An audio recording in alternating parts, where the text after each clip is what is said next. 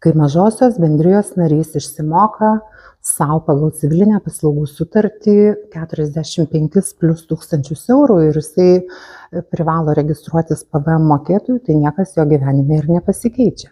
Tapęs PVM mokėtojų, jis turi teisę išrašyti PVM sąskaitą faktūrą savo mažajai bendrijai, kuri tikėtina irgi yra PVM mokėtojas.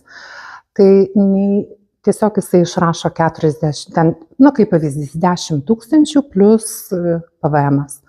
Mažoji bendrija jam išmoka sumą su PVM-u, mažosios bendrijos narys deklaruoja, fiziniam asmeniui deklaracijas reikia teikti kas pusę metų ir susimoka į biudžetą pridėtinės vertės mokestį.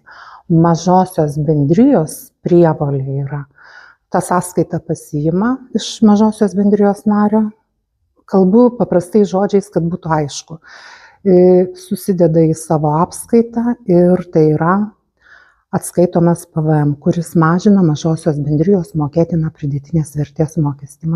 Žodžiu, tas PVM-as apsisuka taip ratu ir niekas dėl to nenukenčia. Taip kad jeigu mažoji bendrija yra PVM mokėtojas ir pagal asmeninius finansus yra naudinga išsimokėti daugiau pagal civilinę paslaugų sutartį, tai drąsiai galite registruotis PVM mokėtojais ir nesukti dėl to savo galvos.